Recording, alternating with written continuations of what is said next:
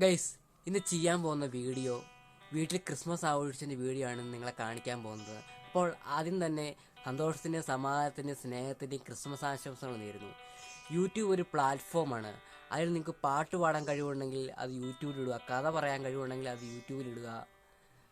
അപ്പോൾ നമ്മുടെ സമൂഹത്തിൻ്റെ പുരോഗമനത്തിന് വേണ്ടി നിങ്ങൾ പ്രവർത്തിക്കുക. നാളെയുടെ പ്രതീക്ഷയായി മാറുക. നിങ്ങൾ നല്ല വിദ്യാസമ്പന്നനായി മാറുക.